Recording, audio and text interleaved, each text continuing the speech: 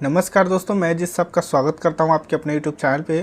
तो दोस्तों, आज की इस वीडियो में हम आपको बताने वाले हैं कि ज़मीन का टैक्स कैसे पेमेंट करते हैं, क्या तरीका है। तो दोस्तों, आज की इस वीडियो में हम उसी जानकारी देने वाले हैं। तो उसके लिए आप इस वीडियो को अंत तक जरूर देखें और चैनल पर अगर नए हैं तो चैनल को सब्सक्राइब करें, बेल आइकन को दबा दें, जिससे कि हमारे चैनल पर जो भी नई अपडेट है वो सबसे पहले आपको मिले। तो चलिए दोस्तों, वीडियो को शुरू करते हैं।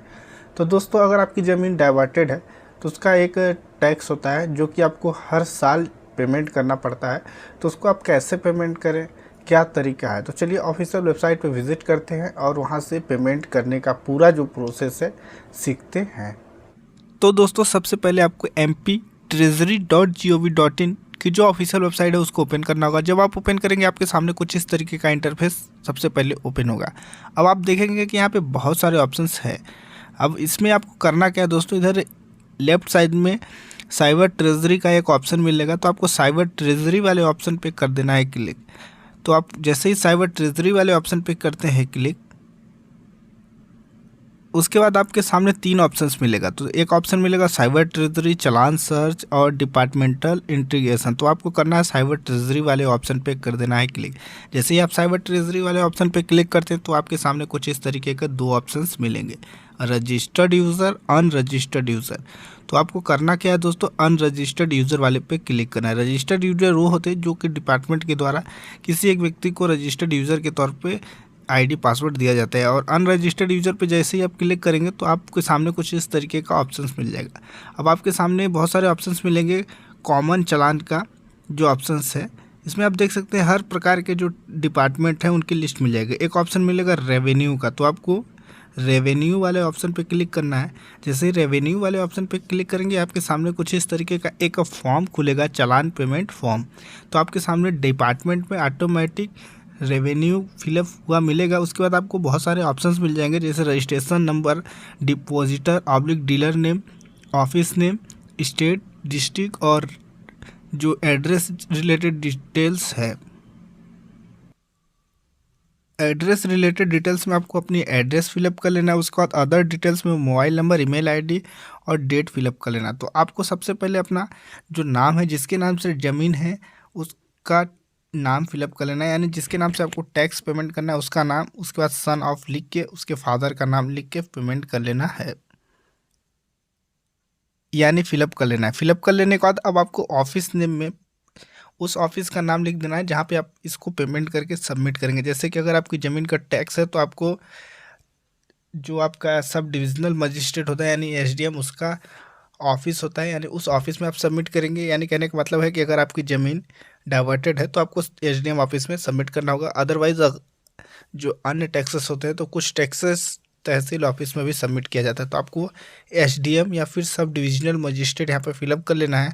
उसके बाद आपको एक डिस्ट्रिक्ट सेलेक्ट करने के लिए बोला जाएगा। तो जैसे ही आप यहाँ पे फिलअप कर लेते हैं, आपका जो भी ऑफिस है, जिस ऑफिस में आप सबमिट करेंगे उसको फिलअप कर लेते हैं, तो उसके बाद आपको डिस्ट्रिक्ट सेलेक्ट कर लेना है। जिस डिस्ट्रिक्ट में आप पेमेंट करेंगे उस डिस्ट्रिक्ट को सेलेक्ट कर लेंगे। उसके बाद आपको एड्रेस डिटेल ऑफ पेई, तो आपको खसरा नंबर कुछ इस तरीके से हाउस वाले ऑप्शन पे लिख देना है, जो भी आपका खसरा नंबर होगा।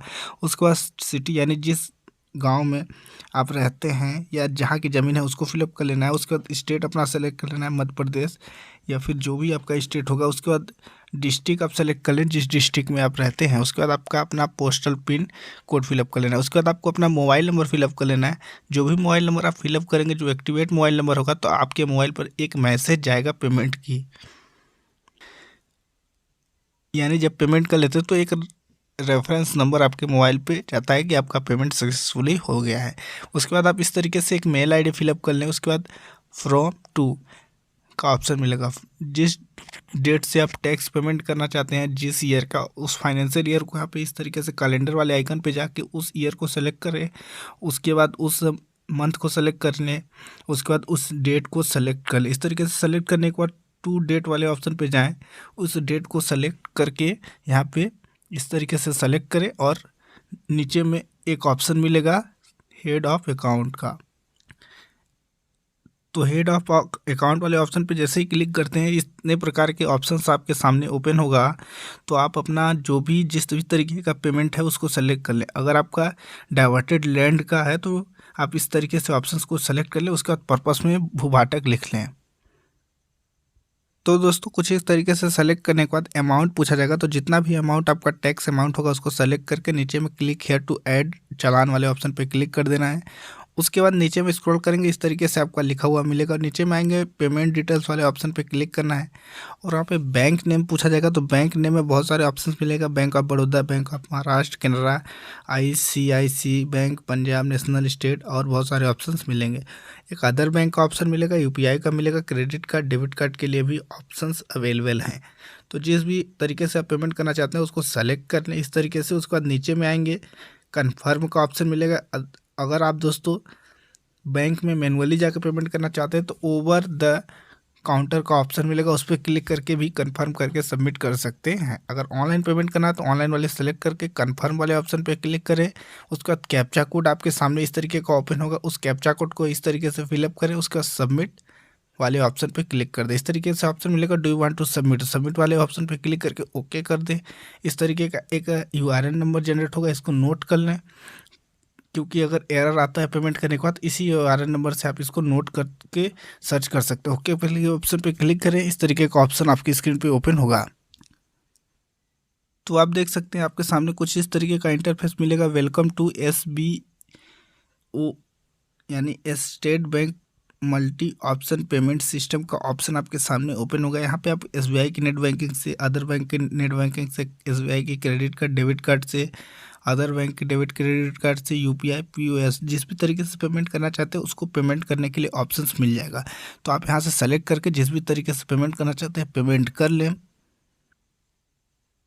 तो दोस्तों जैसे ही आप फाइनल पेमेंट कर लेते हैं आपके सामने कुछ इस तरीके का एक रसीद मिलेगा, जिसमें आपको देख सकते हैं डिपॉजिटर नेम, एड्रेस, डिस्ट्रिक्ट और URN number, CRN number, CIN number, challan amount, सभी प्रकार की डिटेल्स आपको यहाँ से मिल जाएगा। अब नीचे में प्रिंट एंड सेव का ऑप्शन मिलेगा, इसको प्रिंट लेकर जहाँ पे भी यूज़ करना चाहते हैं आप इसको यूज़ कर सकते हैं।